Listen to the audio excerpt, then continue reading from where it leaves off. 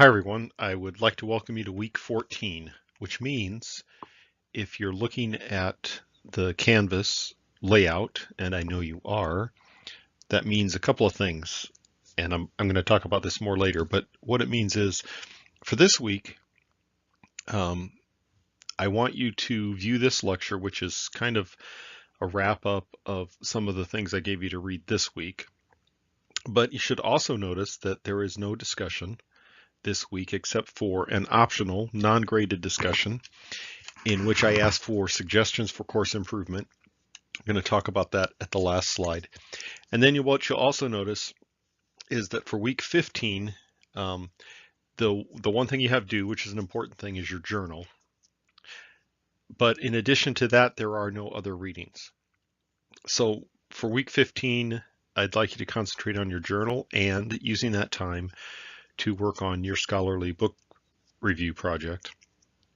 Because in week 16, then I'm going to ask you to post what I have called the extended abstract, post that on the discussion board, and you should be aware that carries more point value than a normal discussion.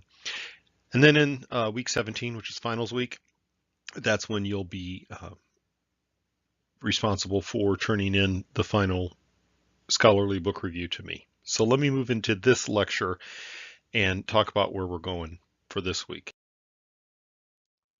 So for this week, you notice I gave you some readings by Denhart and Denhart, and also gave you some readings by Kettle. What those prompt me to talk about is where we've been in this course in terms of ideas about public administration, as well as where we're going, because your journal is going to ask you to speculate a little bit on where public administration is going. So let me use this lecture really to wrap up some ideas. I will relate some of these specifically to the readings I gave you, but others I'm relating to readings we've had throughout the semester. So first of all, the big idea, as you know, is the Constitution. And not just the document. I very much go along with John Rohr's view that the Constitution is a founding event. It's a founding. Yes, this document came out of it, but it's a founding era that we have to pay attention to. And so, what are these visions of what the Constitution means? Well, we know that we have a conflict between what is called Jeffersonian ideas, Hamiltonian ideas, and Madisonian ideas. And we can actually throw in Wilsonian ideas on top of that. But the Jeffersonian concept is that the Constitution really directs a decentralized kind of state-centered form of government. We probably are aware that that has not completely come to fruition, because we know that our current constitutional structure really seems to be a more national government centric structure. However, that doesn't mean that there aren't elements of Jeffersonianism built into our experience in government and administration every day. The Hamiltonian view really is typically what we think of as the tendency for more centralized, stronger executive, but not really a unitary government, but a stronger executive, which leads us into thinking about a stronger administration. And then the Madisonian idea, briefly, is that interests are set against interests. As it says in Federalist 51, that ambition must be made to counteract ambition. So the other idea we talked about earlier is whether or not the Constitution actually talks about administration, or just implies that it must be so. In fact, the Congress does give the power, or the Constitution gives Congress the power to establish various offices and officers, which the Congress has been doing since 1788. The question is who the founders expected to fill these offices. And so when we talk about who the founders expected to fill offices, we're really starting to talk about public administrators, aren't we? You know, at first, there was this tendency to fill the few public offices that existed in the early constitutional republic with elites. So some of the same people who were the founders themselves or had been associated with government, they filled some of these offices. It was only later that Andrew Jackson came up with this term, the spoils system. He said, this is a benefit of having won the presidency. I get to fill all these offices. And the spoils system was and is a very real thing. It was the predominant thing for several decades. But briefly, the Jacksonian idea is that there is no special expertise required to do government jobs. So the primary criterion is loyalty. The fact is, incoming presidents spend a heck of a lot of their time filling jobs. It's instructive to note that President James Garfield, when he was assassinated in 1881, he was assassinated by a man who was insane, but was also a frustrated job seeker. The Pendleton Act of 1883, which was boosted really by that assassination, established the first civil service merit system. Now, it didn't immediately take off, and it certainly did not become a staple of state politics and state government for many decades after that. A type of spoils system and party loyalty stayed intact at the state level for a very long time. But eventually, we have worked our way to the point where now most government jobs are actually filled by a merit and qualification-based system.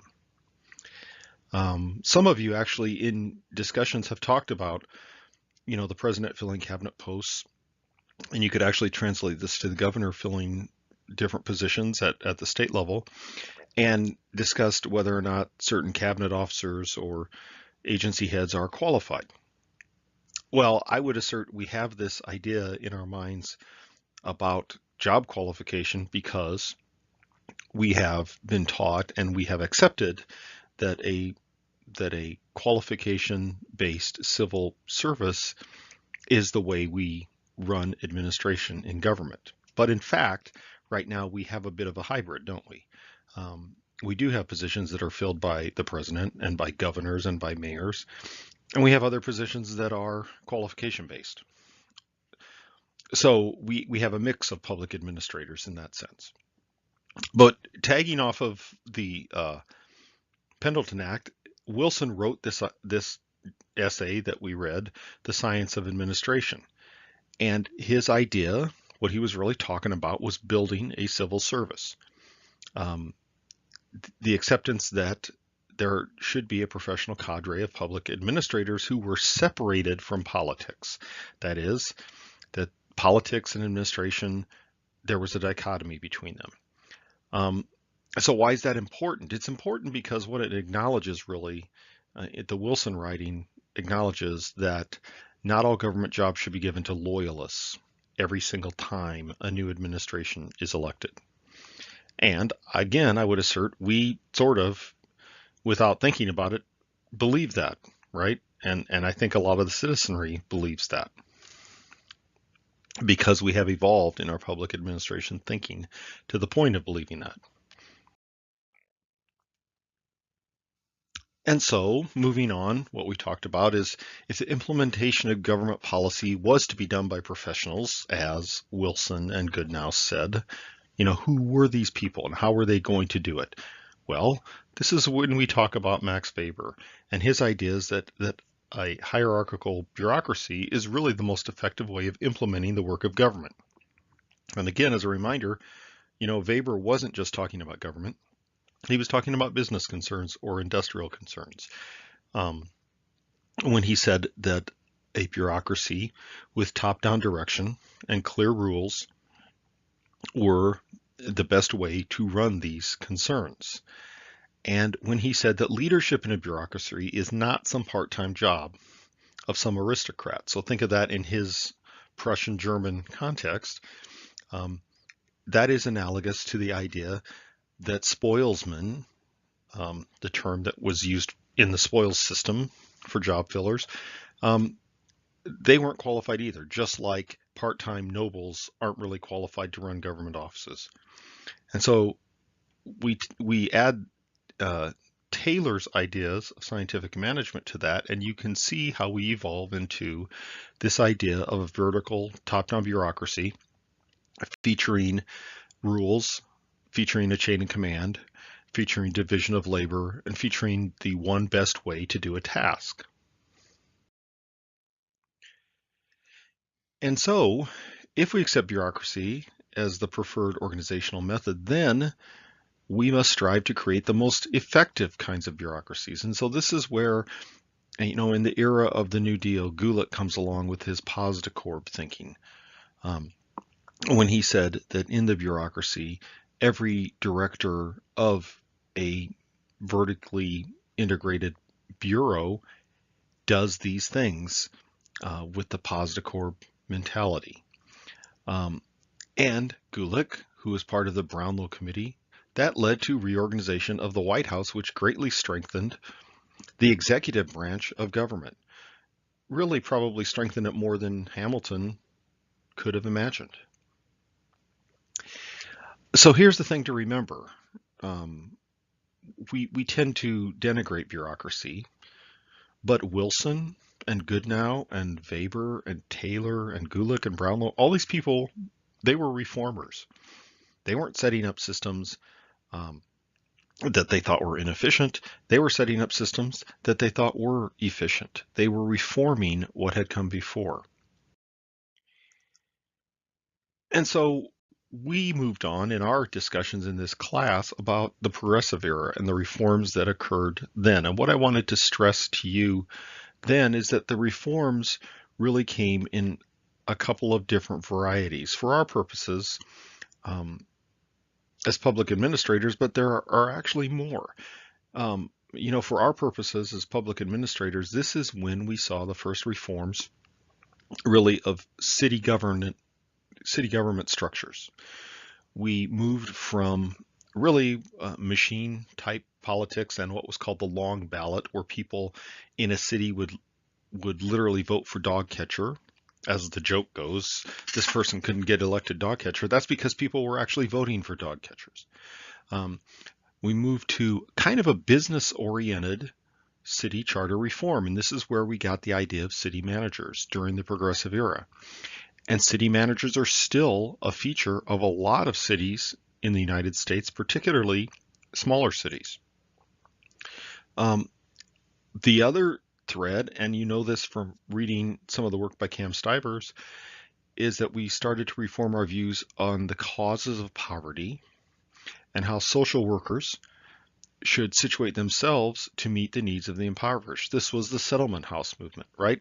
But what do these two strains lead to? And Stivers again asserts that the public administration field, as an intellectual field, tagged on more to the city reformers than to the social needs reformers. Well, and I think she makes a very strong case. But be that as it may, we saw that era changed the way we look at what government should do and shouldn't do. Before that time, charity, as it was called, was more of a private or religious or concerned group of people type of endeavor. It was during this period that welfare actually started becoming a government concern. And so also in the progressive era, we started to see a reform of the relationship between government and businesses. Kind of going back, we saw some of the early public-private partnerships like railroads. We saw the innovation of regulatory agencies, with the Interstate Commerce Commission being the first. We saw some of the antitrust laws of the Roosevelt era, where the government actually inserted itself into monopolies, industrial monopolies. And we saw the entrance of government into areas that were previously thought off limits during this long, say, 40-year time span: public works, housing, pensions, banking, and the stock market. So it was a very active very turbulent time, but it resulted in really what the Roosevelt administration, the FDR administration, sort of started perfecting, which is the administrative state. And so we achieved the administrative state, really, in a sense. I don't have Waldo on this page, but Waldo wrote this famous book in 1948 called The Administrative State to outline his own observations, really, on the literature and what he had observed going on in American society. But Simon and Dahl come along really and question really a lot of the things Gulick was talking about. And basically what they were saying is that public administration isn't just about forming organizations and perfecting a bureaucracy. It's more about worrying about things like decision making in the organization, which Simon wrote about, and the values that guide organizations, which is what Dahl was writing about. And so it's during this time that we start to look at organizations, public organizations, not simply as this chart with boxes and wires that say who's working for whom, but what the humans who work within the organization, what do they value? What do they think? What do they pursue? And how does that affect the way the organization operates? And so it was kind of into this broader kind of movement, sort of a human behaviorist movement, that the new public administration scholars came along in around 1969 or 1970, who basically said bureaucracy is not the answer. So skip down a couple lines. New public management, as we call it, which came along in the 1980s and 90s, and kind of was made famous, the reinventing movement of new public management, made famous by Osborne and Gabler. They were also saying bureaucracy is not the answer. So we have two sort of philosophical movements about 30 years apart, both saying that bureaucracy is not the answer. But the way they answered that question and that critique of bureaucracy were two different things. So new public administration says, really, we're asking the wrong questions. The question isn't how do we structure, but what's the real social problem? And that public administration has to be relevant to the society that we purport to serve. New public management, the way it answered the question, it said bureaucracy is not the answer. The answer is business technique. The answer is creating a profit motive for people and incentivizing public managers to deliver the best product to the customer, i.e. the citizen. And that public managers really are not directly delivering products. They're actually steering. They are actually not rowing. That is, they are not delivering the outputs of government. They're more or less coordinating that. So be that as it may, the fact of the matter is if you read the work by Solomon about the tools of government, the fact of the matter is for a very long time, governments have been steering in a sense and not just rowing. So in one sense, the reinventing movement kind of set up a straw man of what government really does. I want to throw this slide in here right now, and I'm going to build it as we go along. And that is, how do we organize to implement policy as public administrators? And I call this slide the legitimacy accountability case. And this is really my one slide idea of the legitimacy of public administration. So we know from the Declaration of Independence that the people are sovereign by natural law. So the Declaration of Independence says we are endowed by our Creator with certain unalienable rights. So the people are sovereign, and the people have the right to set up governments. So because the people are sovereign, they form a constitution. So the Constitution, which we talked about in the Federalist Papers, they're all products of about 1787 and 1788. But the people formed a constitution. I mean, ultimately, the Constitution was ratified. So legally, that means that the sovereign people approved that form of government. So the Constitution legitimizes the formation of government through direct and indirect elections, um, through appointment of some officials, and through direct appointment, or appointment with advice and consent of the Senate, and direct appointment. So John Rohr, in one of his books, says there's about 22 separate ways a person can be put into office at the national level. It's a really interesting chapter. So elected, that is, direct and indirect elected officials, legitimized by the constitutional process, make laws and policy and establish rules for operation of departments and agencies, as well as establishing framework for establishing administrative policies and rules. So we talked about this. Elected officials make policy generally, and public administrators carry them out. So administrators, legitimized by the constitutional process, carry out policy, but they also make rules. And so we might have talked about the idea that administrators are criticized for being unelected bureaucrats making rules. Well, Congress authorized them to do that. The Administrative Procedures Act of 1946 in general, and some acts that follow that, do in fact authorize some agency people and so-called bureaucrats to make rules legally. It's not something done in the middle of the night in secret. But we also know that judges, legitimized by the constitutional process, periodically rule on the constitutionality of laws and policy. It's simply a fact that many of the rules and the laws in our society have really been made by judges. Judges, again, are also the victim of a lot of criticism. But in fact, a lot of the rules that we live by in our society have been made by judges. The idea that we don't accept so-called separate but equal schools and other facilities really is a result of a Supreme Court case, for example. And administrators are organized in some rational manner and use imposed rules as well as granted discretion to carry out law and policy on behalf of government. So on the left side of this chart, you see legitimacy, and it flows down from the people. So administrators are legitimate. And you see accountability, and it flows upward. And what I would posit is that when people criticize government, what they're really doing is they're talking about breaks in one of those chains, but more often than not in the accountability chain. And that is that an administrator who really is legitimate, but also has to have accountability, fails to be accountable.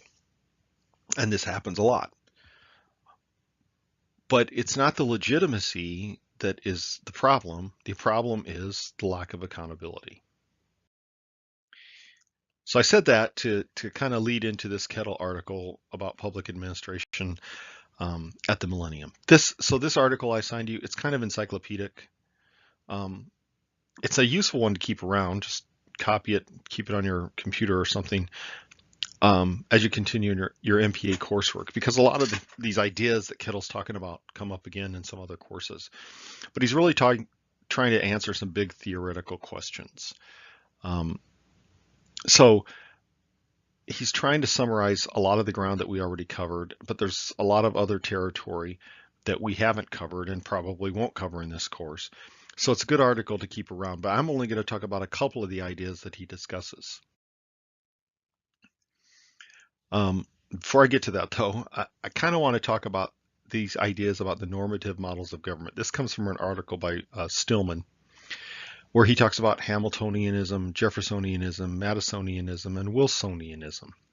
And if you look at the left-hand column, where these areas, these topic areas, overall goal, key method, degree of administrative discretion, centralization, autonomy.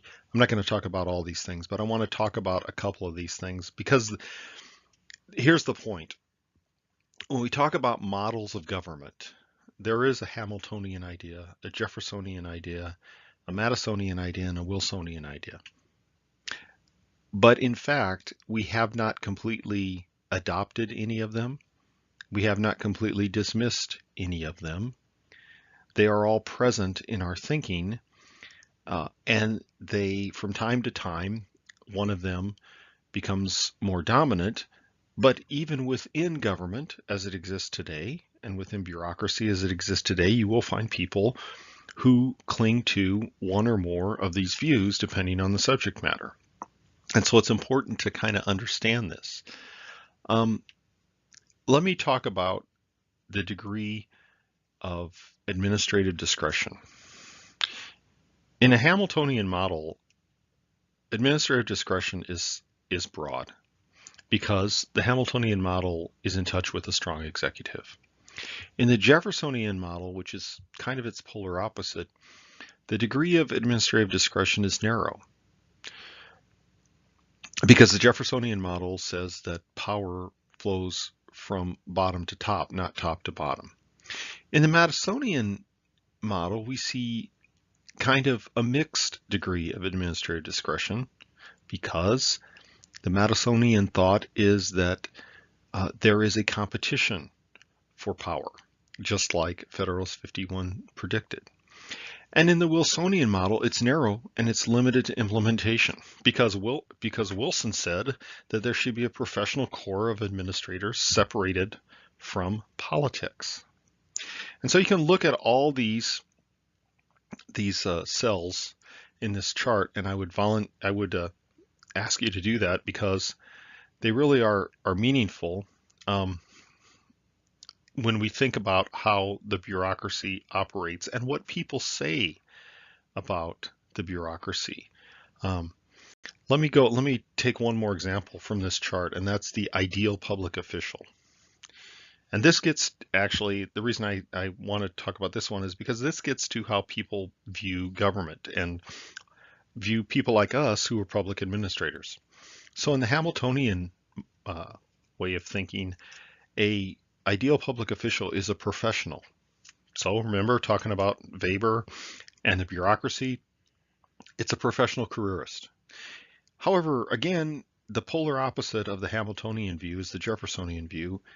The Jeffersonian view really is this idea of citizen volunteers, servant of the people. And so we actually have seen this in operation in our history, but we also see it still in operation. It's very common at the small town level to have a volunteer fire department composed of people in the town. It's very common at a small town level to see people involved in government who are just really doing it as a civic duty and not as a profession. In the Madisonian model, we see the ideal public official as being a negotiator and a compromiser, right? It's a person who actually is standing between elected officials and the people. This is interesting. So think of a cabinet, or not even cabinet secretary, a professional senior ranking civil servant from a federal agency who has to testify before Congress. Why is that person testifying before Congress? Because frankly, Congress members need to know how that agency should operate, and so they ask for the view of those professionals. But that person, in doing that, is probably a very savvy person who is navigating sort of a minefield of political traps. That wouldn't have happened in Wilson's sort of setup, who said, again, politics and administration are separated, because the professional careerist would never be asked their view on policy. So what's realistic? Well, actually, you'll see people refer to all of these at various times, won't you? You will see people who say, gosh, we could run all of local government through citizen volunteers. Whether that's realistic or not, I don't know, but you will hear people say that. So do take a look at this chart because it's a very interesting take on these 4 points of view. But in fact, we can actually mix these theories. If I haven't confused you enough, we can actually mix these theories. We can do this 2 by 2 chart and go from strong executive to weak executive and from hierarchical to more balanced. And so we can actually see a mix of Hamiltonianism and Wilsonianism, for example. A strong executive, but a very hierarchical structure. We can see a mix of a strong executive and a balance of power. That is, we center on non-bureaucratic institutions, but we still focus on political power. Um, how do non-bureaucratic institutions actually work themselves into government? We see this, for example, with interest groups. Um, they become de facto parts of making policy. By the same token, you can take Jefferson's ideas about a weak executive and bottom-up flow of authority. You could actually have a weak executive, but in a hierarchy. How would we see this in action? This actually kind of gets into federalism, where we would see stronger states and weaker central government. Now we know, again, that that probably hasn't played out, but there are many people who publicly pronounce that they would like to see that happen. And we can see this Jeffersonian idea sort of combined with the Madisonian balance of power idea. The difference being that we focus on local control with bottom-up sort of power and accountability. There's a few other theories that Kettle talks about in this article that I think are important for you, not now so much in this course, but these are going to be really important for you in future courses in the program. Principal agent theory is a super important theory that you should think about because it does purport to explain how organizations work. Basically what it says is that when I form an organization like a government organization, there are principals and there are agents. For example, Congress is the principal overseeing an agency who is the agent. Well, the problem is that the agency has more and better information than Congress. And so there is what is called information asymmetry. So this information asymmetry can lead to a couple of bad outcomes called adverse selection and moral hazards. So adverse selection means that, frankly, principals aren't that knowledgeable, so they fail to select the best or the most capable agents. The other problem is moral hazard, which is that principals are unable to monitor the performance of agents, so therefore the agents behave badly. This finds its way into our thinking about how bureaucracies operate. Again, you can hear this kind of talk a lot when people talk about unelected bureaucrats making up rules as they go along. This is a principal agent problem. If in fact that's a real problem, it's a principal agent problem. The other problem that Kettle talks about is this idea of bureaucratic politics theory, that elected leaders use incentives and sanctions to control bureaucratic behavior. It's from this idea that we get this idea of the iron triangle, that certain committees in Congress incentivize certain behavior on the parts of agencies to reward, sometimes to reward industries, but that it's all part of a reward and punishment system that Congress is a part of. And then Kettle talks about institutional choice and public choice theories.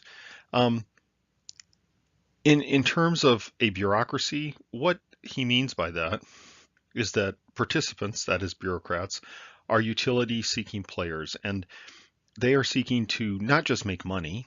That might be one of their motivations, but there are other motivations such as maximizing power over efficiency and coming up with bureaucratic structures that help them to achieve their utility aims. So please get into the Kettle work again, because I'm thinking ahead for all of you that these are things that will come up in future classes, and I kind of want you to use this time to get a little bit of exposure to them. So the last thing for this week that I covered is this idea of new public management versus new public service, which is this idea that Denhart and Denhart came up with. So some of you actually, I think, are reading Reinventing Government by Osborne and Gabler. And so if you are reading that, those things on the left-hand column are really sort of the principles of reinventing government.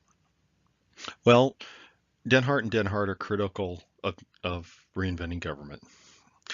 The main reason they're critical of reinventing government is because fundamentally what they say is that government is not a business and citizens are not customers. So what they're really saying in essence is that all of us, citizens and administrators, are co-equals sharing in the betterment of society through government. So instead of sort of the kind of business-oriented views that Reinventing Government and NPM purports to suggest, they say they have other principles. They say their principles are serving rather than steering. That public interest is the aim, not the byproduct. That we should think strategically and act democratically. That we serve citizens, not customers. That accountability is complex. And that we value citizenship and public service above entrepreneurialism. So the difference is in the starting point. So is government an enterprise in which managers should strive for efficiency, or is government an extension of all citizens? And the big criticism that they level against NPM is that they say that NPM props up what they call old public administration as a straw man. That really the bureaucracy that they talk about in NPM really never existed. So, that bureaucracy composed of top-down implementation, closed bureaucracies with limited citizen involvement, efficiency and rationality, all those things didn't actually exist fully for a long time. Okay, so where does that leave us as public service practitioners? Right, and this is where I kind of want you to go with the last journal. What motivates us? Whom do we serve? And how do we categorize those who we serve? Are they customers? Are they citizens? I think you can run into citizens who would like to be treated as a customer. So that's an interesting question. Can we be neutral as administrators? Is legitimacy important? Is problem solving more important? Are we actually implementers? That is, do we just implement policy? Are we controllers? Meaning, we really control some of the policy, or are we helpers?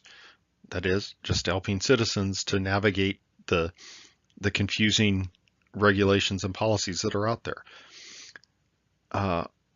When people rail against government that doesn't work, are they talking about elected officials or public service practitioners, or both? And are they talking about legitimacy, or are they talking about accountability? And as a critique of what Denhart and Denhart talk about as new public service, the question you have to ask is, does the level of citizen involvement required for new public service really exist? Or do citizens prefer to be treated as customers who really don't want to own government, they just want the pothole fixed, right? So I said I'd get back to this, and here I am 38.5 minutes later. I will get back to this. No discussion this week. I have that optional discussion with suggestions for course improvement, which does not, by the way, take the place of your course eval, which is anonymous. This one's in the open. The journal's due April 21st, and there's the question right there. Again, it's looking to the future.